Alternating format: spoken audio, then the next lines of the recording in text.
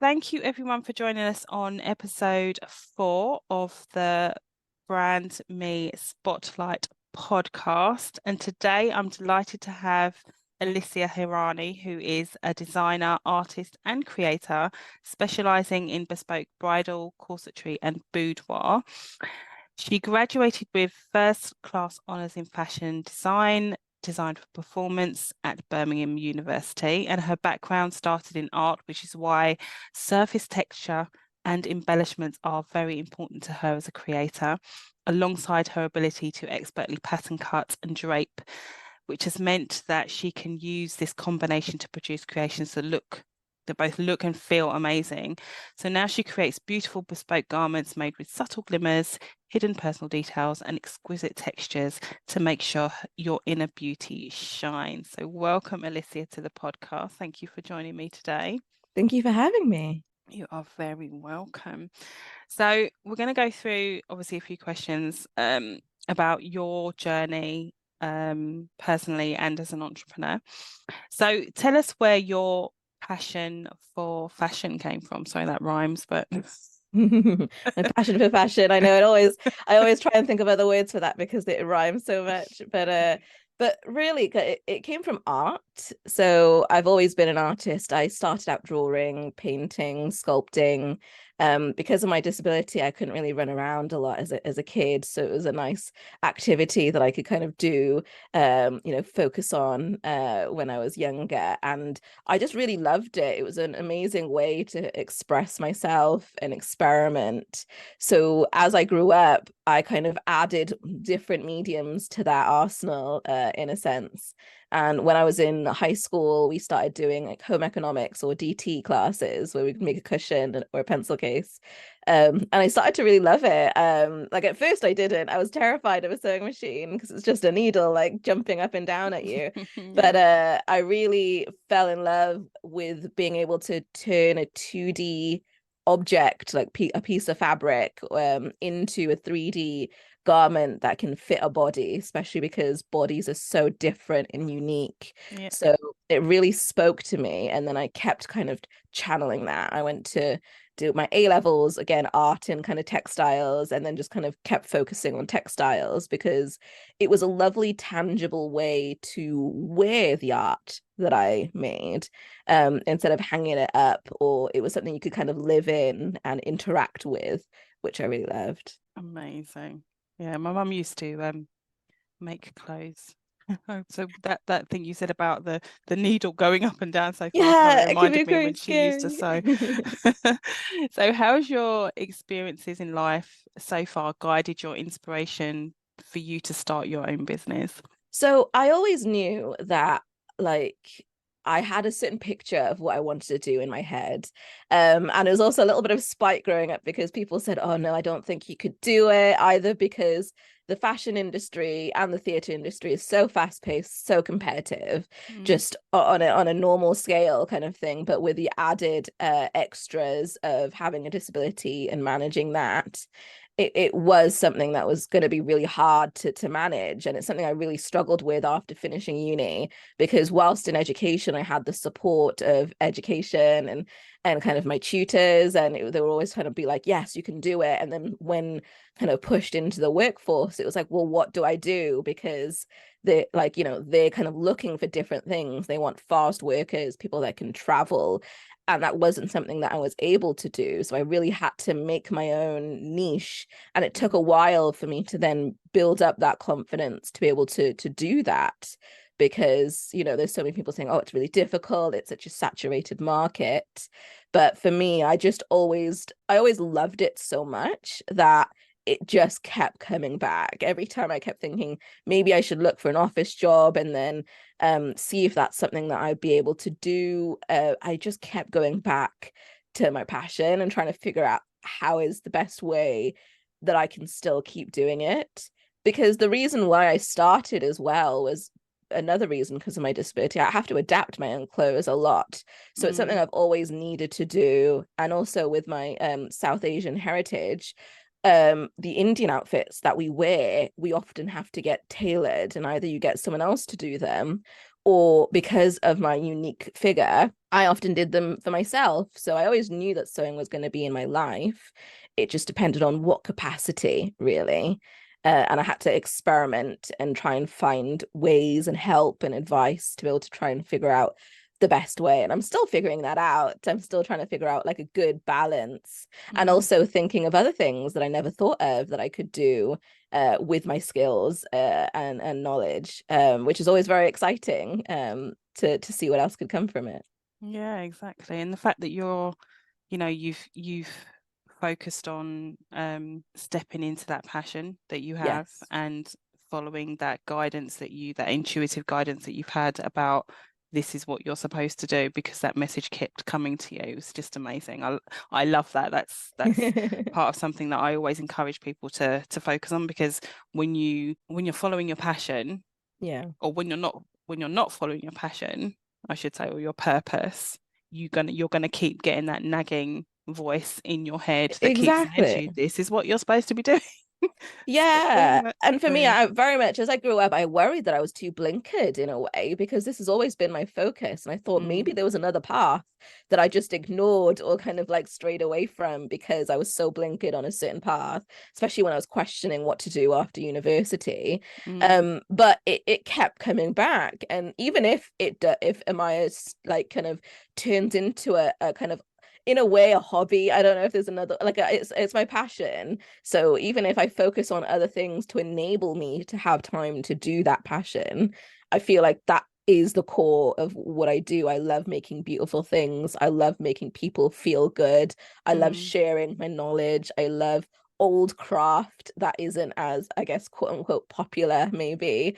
But I love that kind of old skill set and trying to make sure that people learn about it, mm, because even just on a basic scale, so the things that I do are very high-end luxury, so I know that that can be quite difficult, or it might not be everyone's cup of tea.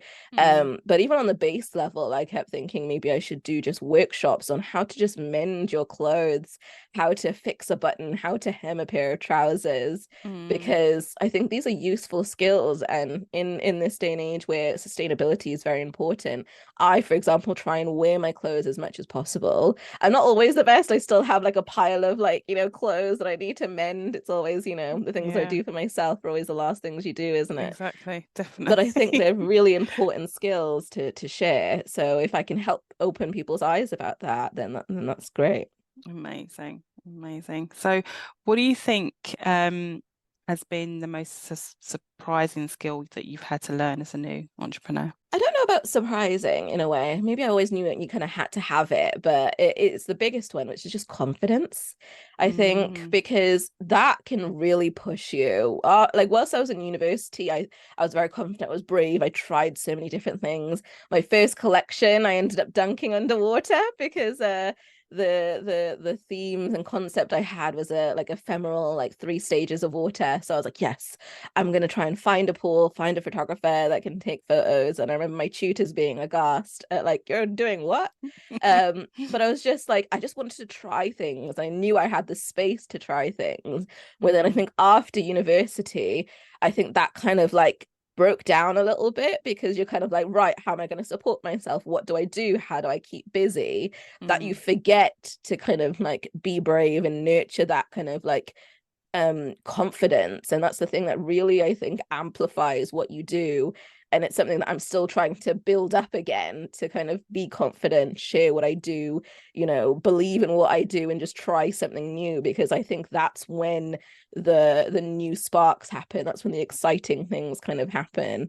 And that's when you learn lessons as well, because then if you try it, it's not like you'll always succeed, but you learn a lot from failure. And it's remembering that, because I'm a very much a recovering perfectionist. yeah.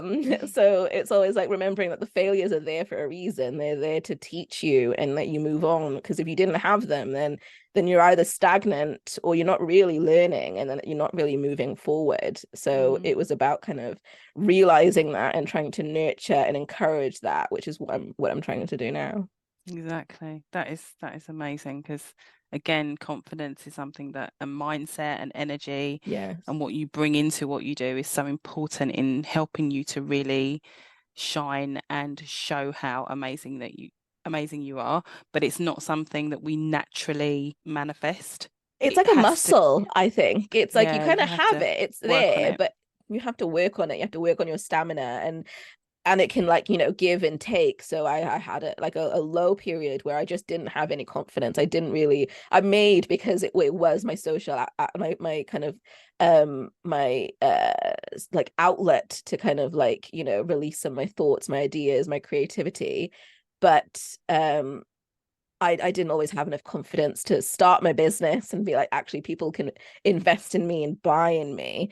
And I think it's important to have that, because then people feel confident in you as well. It's like fake it till you make it kind of thing. Yeah, But also it's like other people see it, you just don't always see it yourself. So like other exactly. people saw it in me and I didn't feel it in myself, so I felt stagnated. And then trying to be like, actually, no, I'm going to show it to myself by repeating it to myself even more. I think then kind of, you believe it more and more, and then it can build. What would you say, makes you different from other designers in your field? I always find this tricky because I think it's always difficult to like be so self-reflective in your work, because I just kind of do it. It's just in my head and I try and get it out.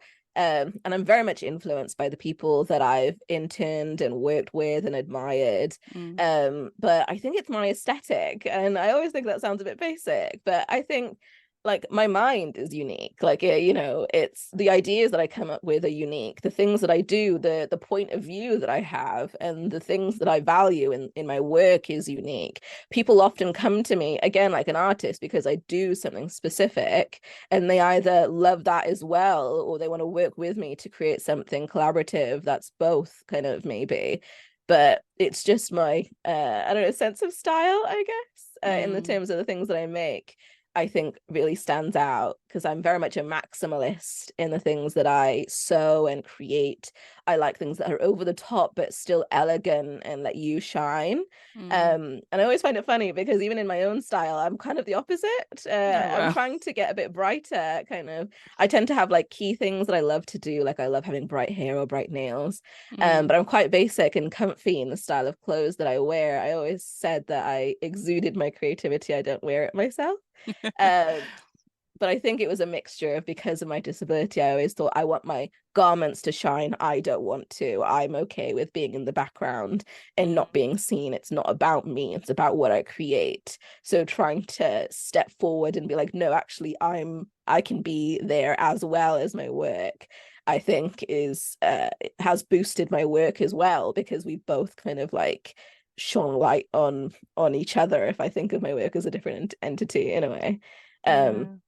so I think that kind of point of view really like defines me as a designer, in a sense, and why people come to me or admire my work. Yeah, exactly. And a lot of the time nowadays we we are attracted to brands because of the the founder, because of the Yes. person behind the brand and your story and what made you go down the road that you have. And being able to step out and say, yeah, this is me and I love these and I'm proud of it. And you can showcase yourself Yeah. alongside what you do is just so powerful. Yeah, it's something I'm trying to get better at, because like in my head, especially when I started, I wanted to be kind of, the aloof couture, like, business, like the big brands kind of thing, where you don't really see much about the person behind it or the team behind it most of the time for the big ones. So I thought, Mm, oh no, I'll step back from that and just show my work. And now I'm trying to get a bit better at just peeking out every so often. Like I'll just share a selfie or some photos of me behind the scenes kind of thing. Or now I've separated my social media, so I have one that's kind of my personal slash professional one, which has more kind of me behind the scenes, and then the Emiah one, which has more of the pretty images kind of thing, mm, because I know that sometimes my audience just wants to see the pretty images, so that way they can choose what they see but still have an overlap. Because yeah. like even when I remember, I think one of the first times I shared like a photo of just me, like a selfie of me, I must have just got my hair done and I felt good. I was like, I'll do this. And then I remember people being really supportive, even just because they loved seeing who was behind the brand. Because like I was just Mm, this kind of faceless figure that just made things, but to see, even like I had a message saying like you don't see many, like they were saying like they don't see many South Asian brand owners that do like bespoke high-end fashion sometimes. So being able to kind of represent, you know, people that look like me or have like a disability like me, or you know, share similar kind of experiences, I think they relate to people more, and then they more want to support you, which I really value. Exactly. And that's the whole premise behind, you know, building your personal brand alongside your business brand, is that the two support each other. People get to know, like, and trust you, because that's the most important thing right now. So, you know, when we think about the entrepreneurial insights that you have gained so far, how has being involved with the Prince's Trust supported you with growing your business? I really value the Prince's Trust. I really struggled with the concept at first, because when I first went to them, I think it was like 2016. I'd like finished uni the year before. I was like, yeah, this is what I'm gonna do. And then I did their course, and then I got scared off, and I was like, maybe I'm not ready yet. You know, I was like, oh, what can they really help me with? I don't really know, because I didn't know what I was doing. I didn't really have a clear vision or enough confidence to be like, this is what I'm doing. So it just wasn't my time yet. And then I ended up just kind of going back, just, you know, doing it as a hobby, just making beautiful things that I love to kind of make and create. And I was like, no, actually, I'm going to try again. So in 2019, I went back, and I was like, maybe this is what I want to do. Do I want to maybe get some help? Because I have so many different courses available. So I was thinking maybe like help getting into the office work, because it is more difficult for people with disabilities to find work. So I was like, I don't know if even if I have enough energy to kind of do something like this, like how do I go about it? And again, it kept going back to Emiah, like, oh, maybe I should try and go back to that. And the next year, COVID happened. So everything shut down, and again, I just kind of like I let myself fall through the cracks and just didn't follow up with it as much as I could have. And looking back, actually, it seems to be in every, like, it was, so I did the program 3 times, and there was 3 years in between every time I did it, so I don't know what that means. Those times the charm. But I did it again in 2022, and I felt like I had much more drive. I was like, yes, I need to make this happen. Also, I think they support people up to 30 years old, and I think I was 29 at the time. So I was like, right, this is my last chance to you actually just got get in there in time. Exactly. I was like, you know, they kind of have like a little bit of a window, but I was like, you know what? If I'm going to make it happen, I need to try now. And I, because of like the kind of passive experiences that I'd had leading up to that point, even though I wasn't running a business, I was still gaining skills. I was still honing in my aesthetic, what I wanted to do, the bits that I like to do about my kind of brand, the bits that I didn't, that I might try and outsource in the future, the things that I struggled with or didn't know about. So I knew a little bit more about what questions to ask. And I'm just so thankful that they kept, you know, like open arms, willing to kind of like take me back in a way. And I finally finished the program now. And I think the people that you work with also are very impactful. My mentor, Lucy, she was so enthusiastic, so kind of excited. And I think that really helped drive me and kind of build my confidence, because maybe if I had someone that wasn't as excited, then it would be harder. But she was just such a ball of enthusiasm that it really did encourage me to finish. And she just helped me break it all down so that it was manageable for me and it didn't feel as scary to go through like the process to up to launch, which is when you finish the enterprise program. But even then, after that, you get put with a mentor, which is how I met you, through my mentor. And Chris is just as enthusiastic, which I really appreciate. He gets so excited and passionate. Very enthusiastic, bless him. I know. I think on one of our first meetings, we just kept getting excited, just talking back and forth. And I was, you know, and I think that really helps to surround yourself with people that really tap into you as a person and can really like encourage you and find the best ways that kind of speak to you. So for me, it was the enthusiasm that spoke to me. It was the social accountability of having someone there, so that I kind of had to not report to them in a way, but just touch base, but not in an oppressive way. It was always like, if I didn't get everything done, it was like, right, okay, how do we like maybe break it down so it's more manageable and things like that. And I really really value that. It's one of the reasons why I came back and wanted to be a young ambassador for the Prince's Trust, because I'm very passionate about what they do and how they help people. And I think even though even though I started the process with them years ago, I don't think I fully understood what they do. I kind of like used it as a surface level. And now that I've kind of gone through the whole process, done a few of their courses, I can really see the impact they can give people. And I feel like if you kind of like full on kind of put all of your energy or as much as you can into it, then you get so much out. And sharing that message, I think, is just really important to me, because I know that when I started out, I didn't know what I didn't know. I didn't know where to start. And I think having a place that you can go and ask those questions and see what options are there is just incredible. And I don't know where I would be without that. So you definitely, anyone, within the right age bracket looking to start a business, you definitely recommend they go down that route. I would. And even if you're not sure, they have like, it's free to do the first kind of like workshops in a way. I'm not sure what they class them as. I call them workshops. We just go for like 3 days, and even now, because of after COVID, it's on Zoom, so it's really manageable, just to see if it's something that you like. There's often events that you can go to, so it's like low pressure if you just want to try it out. But I think like there's ways that you can do it on your own, and that's totally fine. But for me, and it's why I like to try and help other people, is that like the reason why is I don't want the people to come after me to have to struggle as much if they don't have to. Like, sure, I could have maybe done it on my own, and it could have taken me longer, I would have struggled more. But if there is support available, then I think it makes sense to just try it out and see if it fits you. And again, I tried it 3 times, and it was only the last time it really fit me. So it really depends. Yeah, amazing. You got there eventually. That's I got amazing. there. How has being a young entrepreneur with a disability given you any advantage? Has being a young entrepreneur with any disability, with a disability, given you any advantage? I can't read today. Given you any advantages, or has it made things more challenging? So it's always a bit of both, I think, because it, like with my disability, like the way I like to treat it is it's there.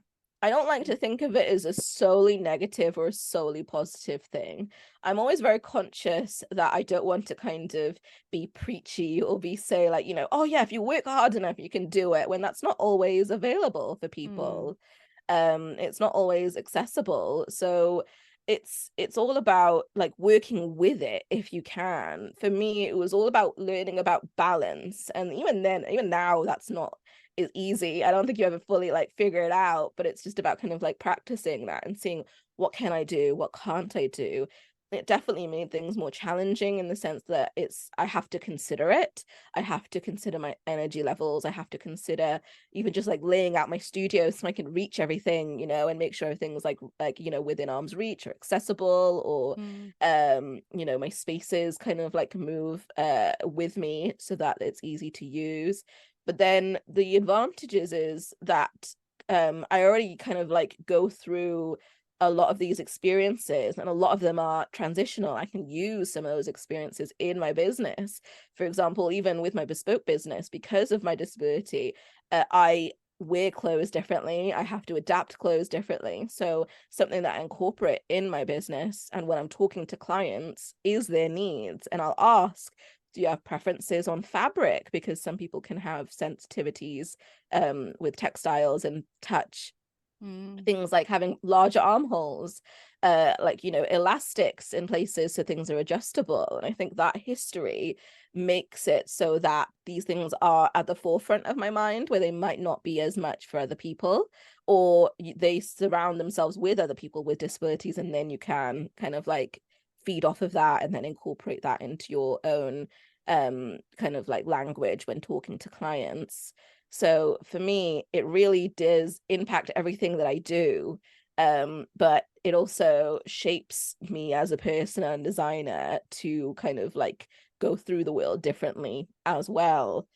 excuse me. I don't always go like I don't always kind of say that I'm an adaptive designer or a universal designer, because those are kind of titles I feel like a lot of brands are coming up with now, which I really love because they really speak to me in the sense that everyone can use those kind of adaptions or that universal design. No one kind of loses out if you have more accessibility in terms of clothing.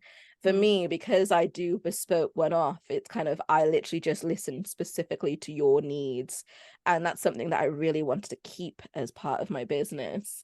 And working with my disability, that can be a downside, because it means that I have less time to focus on things like that, or less energy levels. So I always try and make sure I'm very forefront with my clients about what I can and can't do, or the time scales and things like that.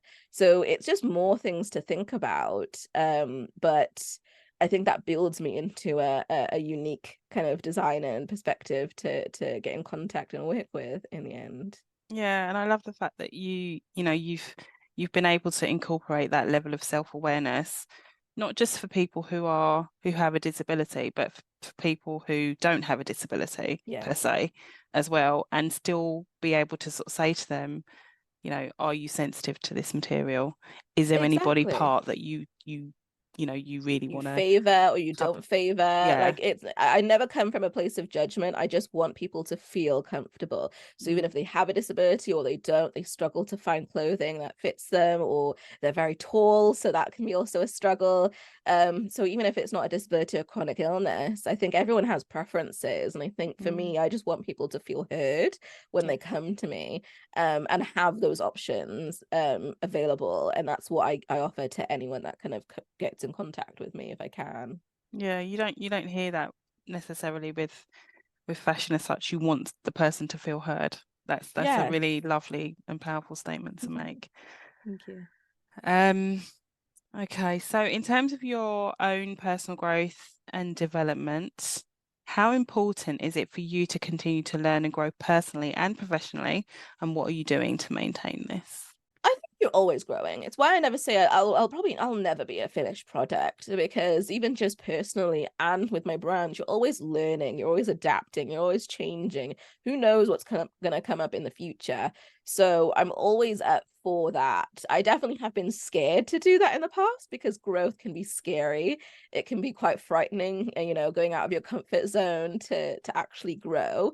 But also I have to remember that people grow at different paces. Like, you see the world of social media and think, oh, they've grown so fast, why aren't I growing?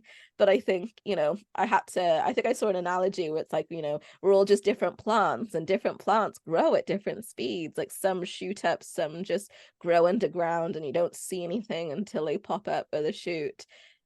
So for me, I think it's very important to remember that even if I don't see growth is Mm, happening. For yeah. example, at the moment, I'm building up my personal branding side, so I'm focusing a lot on me and what I'm doing and what message I want to share. And even though that might not be actively like kind of showing growth, it's building the foundations for Emiah to thrive, for future businesses to thrive, that I want to kind of take on.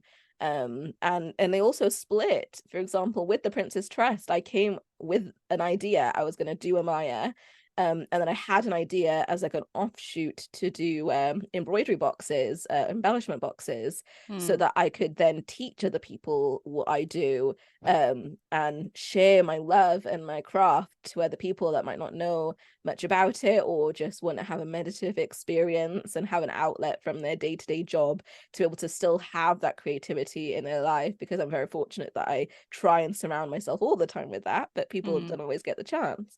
So I was like, this is what I'm going to do, and I'm going to build it into a Maya as well, because they kind of, they still do kind of follow a similar vein. But after going through the process with the Princess Trust and with my mentor, I realized that it's branches and I'm in the middle. So it's me and the idea, and what I love to do, which is help people, make them feel good. I love to just like, share beauty with the world, and then that branches off into Maya. into Emiah, which is more bespoke. Maybe I'll do like a made to measure kind of collection with that in the future, and then into the education side where I love to again share what I know. So I never thought that was going to be the case, but just going through the process and seeing what you're doing, I think learning to grow and adapt really helps when you're an entrepreneur, because you just never know what's going to come up. Yeah, and like you said, but we're never a finished product. We're always Yeah. learning and growing and pivoting. Exactly. Pivoting, taking a step back, turning a different way. You got to try things to see if it'll work, I think, before you know for sure if it is or isn't. And maybe try it again, maybe it just wasn't the time for the first time. Yeah, exactly. So you obviously you've mentioned a couple of mentors. So has there been any outside of the ones that you've mentioned, or role models who've influenced your approach to business or work? I think the biggest influence in terms of that I haven't mentioned yet, it was Jenny from Sparkle Wren. She was my first taste into this world of kind of extravagant corsetry. And I was so fortunate to be able to intern with her. I think I was looking for people to contact when I was in university, because it was part of my course to be able to shadow someone, I think for a month maybe. And I was just contacting people. And again, it was difficult because a lot of them maybe weren't in Birmingham, which is where I went to university, and maybe like not in Cardiff. There wasn't a lot that really spoke to me and kind of really was similar to where I wanted to go. Or I would have to travel quite far, where with my disability, I would have had to have thought of extra things like, how do I find accessible accommodation? How do I travel around? Things like that. And then Jenny just kind of replied to me and said, yeah, sure, I'll pop in for like a little taster day. We'll see if we match. And she was such a big inspiration to me. I always think that I had a fast track into the world of corsetry, because it is one of my specialisms, by observing her and just working with her and seeing how she works. And also I just really admired how brave she was. She was always just like, let's try it then. I don't know, let's try it. Let's see what happens. Let's just let the fabric speak to you. And I remember being at the time, because I wasn't in the world of corsetry, I didn't know how much of a big deal she was, and I'm kind of glad, because it wasn't until like after or as I've known her that people like, you worked with her, or I love her work, or people cherish her work. She's retired from doing her work at the moment. She kind of dips in and out back in, which is always exciting. But she left such a mark on the industry, because it's such a niche industry, that I really admire that, and I hope that that I can and do the same one day in a way. But yeah, she really spoke to me aesthetically, which was great. That's amazing. Nice when you have people that are so open to allowing you just to express yourself and who you are, and giving you that space to kind of be creative. As a creative person, you need that kind of that ability to kind of think outside of the box, to kind of allow your mind to come up with different ideas, and having somebody who's going to encourage you to do that is fantastic. Yeah, it was amazing. And also because the fact that it's cliche, but the fashion world always felt like it was a secret club. Like you had to kind of, because it was so competitive, it felt cutthroat. It was like, we're not going to share. Even when I was in university, because my course was quite fortunate that the course split up. So it was fashion design, but you could split up to doing like straight fashion. You could do graphic kind of, graphic design with fashion, or what I did, which is design with performance. And I remember just even going to these different rooms and being like in my design for performance room, because there was a lot less of us, because it was almost like the niche within the niche. We would always be like, I found this thing, like, like telling people about it, like, look what I did, or like, oh, you're struggling with that, I struggled with that, here you go.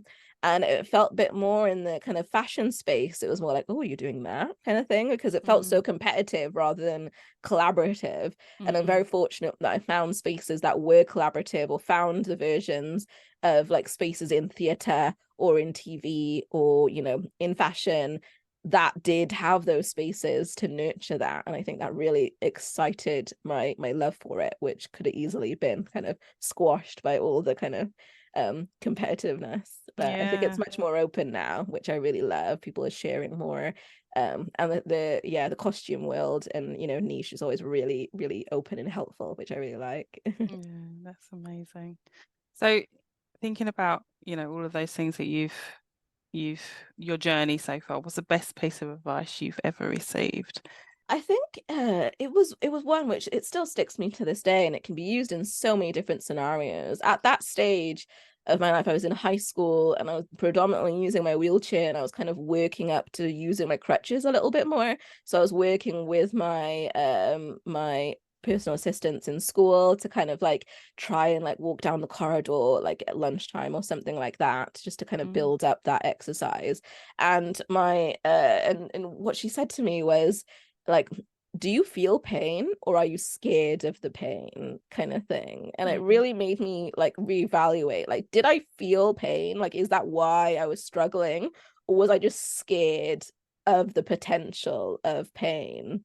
And I think that kind of followed me along even with my work. Am I scared of the kind of idea of success or failure or going somewhere, or do I really think it's not going to work, kind of thing? mm, Because sometimes it doesn't. Sometimes you just have to be truthful and be like, you know what, this isn't going anywhere.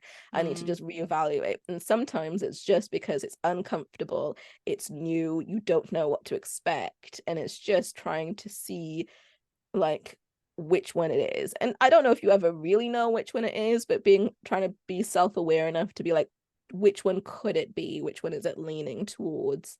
Has mm. really helped me try and like sift out some of the more negative thoughts that kind of try and bring me down in a way. Yeah, I think that's brilliant advice because, as you said, it can be applied to every challenge that you're Yeah. you're facing. Is it because you know it's going to hurt you, or is Yeah, it because you just are afraid it might hurt you? exactly. That's brilliant advice. I love that. I think I'll have to use that with some of my clients. If you go back in time, what advice would you give your younger self? It's one of those things where I never like to like live with regret in a way, because I think the things that you've done in the past shape you to who you are. And I don't Mm, think I would have gotten to this place if not. Like, I could easily say, like, oh, maybe, try harder, try this, build more confidence. But I wasn't ready at that stage of my life to do that. Maybe hearing it might have pushed me a little bit more. mm, But I think the confidence or kind of preparing, like especially preparing for life after university, because it feels like you just kind of like a little bird that's been like left like to be like, okay, fly now, and you're kind of aimlessly wandering around, especially after such structured education. mm, So maybe just like pointing myself in a direction, or it'll just be okay, just being reassuring it'll be fine. mm, Because I think those struggles that you do face, and everyone faces it to different levels, really does build your character and build you into the person that you are, which I'm always happy with. I guess, like, when you're going through it, it's difficult, so you're not always happy, but afterwards looking back, you're like, you know what, I really took something out of that still, even if mm. it was, you know what, that was rubbish, I'll maybe try something different next time, or try not to get into that space again. Yeah, um so that's what I always love to do. brilliant, brilliant. And thinking about your personal and your professional branding, because that can't speak again. Being new to the impact of personal branding, because I know we've had a conversation about that, and giving you some tips and ideas on how you can go about building your personal brand. How do you feel about becoming an influencer for young Asian women? It's definitely scary, because I'm like, who am I? Like, who am I to be that person? Like, what have I done?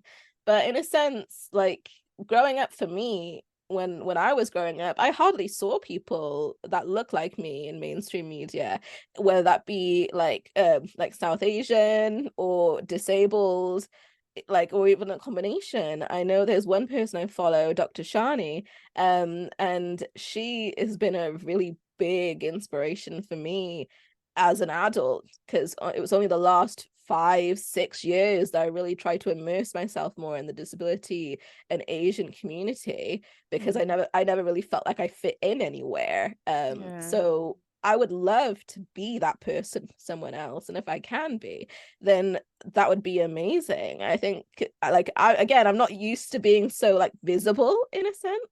I'm used to kind of letting my work do the talking, because I don't want people to look at me either because they feel sorry for me, or they feel almost inspired by me in a sense, just because I'm just doing what I love, or because I have a disability and I'm still doing it anyway.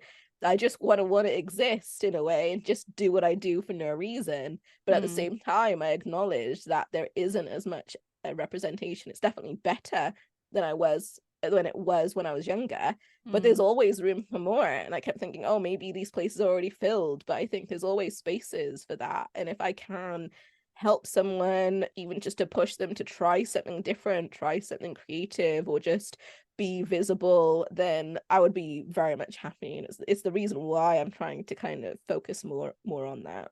And I think, there's probably a lot more of you out there Yes. than you realize, because Yeah, unfortunately everyone has that same thought. Who am I? exactly. Why should people listen to me?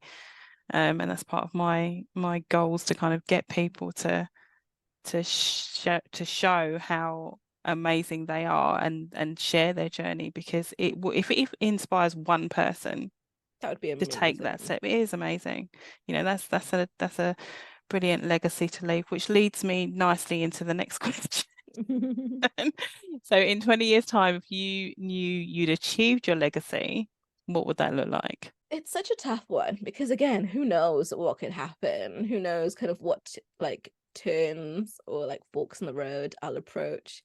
But for me, I would just like to be seen. It would be nice if I could kind of have my mark on media, in a sense, have my mark as a designer, both in front of and behind. Would be amazing to be able to see that, you can be visible, you can still do what you love, like being able to create a brand that might be able to outlive me would be amazing, or something that I could maybe not necessarily step away from, but still focus on the bits that I enjoy, like the bespoke side. The aim would be to build a business and a brand then that can then fund me being able to do what I love and be able to help other people to learn about what I love. So it would be amazing to have my own studio, have like some really lovely craftspeople that can help me and that I can support as well. People that I can train up to do the craft that I love, so I can share what other people have taught me and pass it forward. To be able to kind of talk more about this, so that there are more of people like me, there are more people speaking there, to get to a point where it isn't even a factor anymore. Like, it's not even like oh, that's different. It's like, oh, that's lovely, just to hear another point of view would be amazing. And just like, yeah, sharing that love of creativity and helpfulness, I think would be more than enough. I could sit back and be like, yes, that's amazing. Well, I will definitely be watching this space, and cheering you on to achieving amazing things moving forward, because you are an amazing person. Thank you. So thank you for sharing your time with me today. However, I do have one more question. Sure. So, as part of BrandMe, I have a sub brand called Faces, which basically stands for fearless, authentic, confident, exceptional, and successful. And it's a question I ask to everyone at the end of a interview. So if you were to choose one of those words to represent, what you stand for now, or what you aim to be with your personal brand, what would it be? Will you be able to repeat them for me, please? So fearless, authentic, confident, exceptional, and successful. I definitely think I'm authentic at the moment. I would say that, because I'm very much true to what I create, and I don't back down, especially for my creativity. If I don't like the look of it, if I'm not confident on the look, if it doesn't speak to me aesthetically, then I'm not going to do it. That's just not something that I'm willing to do, because I love my aesthetic so much and I Yeah. believe in it so much. So I would definitely say that one for now. And the one for the future definitely would be fearless, I think, because I do want to get more confident and more kind of brave and more a bit more brazen in a way, less shy. So I'm very much Mm. like an extroverted out introvert in a way. So like it's always a mix of being introverted but loving to chat and do things like this and share my Yeah. story. So Mm. being able to build off of that and then inspire fearlessness in other people, I think I would be amazing because that's what's really helped me. And then I'm going to be cheeky and go for like a long-term one, which would be successful because at the end of the day, I think in the future, looking back at those attributes, they all kind of lead towards one another. And I think success, how I see it, is just being like satisfied with where you're going and where you're like where you've come from, because you're never going to be 100% like, yes, I've done everything I achieved, because you'll move on to the next thing. But I think reaching success in the sense of what my goals and my aims are for me personally and my brand would be amazing to look back and think that's it. Yeah. Brilliant. Brilliant, brilliant, brilliant. Well, thank you so much for your time today. As I said, it's been amazing talking to you, and I think you've given some fantastic pieces of advice and you know, sharing your journey with our listeners. And I definitely think they're going to be inspired and empowered. So you've already kind of helped to start creating that legacy I hope so. already. I've had a lovely time. I always love talking about this stuff. It's always interesting, like thought experiments to see like what I can tap into. So if it can be helpful for anyone, then that's amazing. Yeah, it definitely will be. So I'm going to drop Alycia's contact information at the end of this podcast. So please connect with her on her social channels, visit her website, get in contact, learn more about her. And yeah, thank you for joining us on this episode. We'll see you on the next one.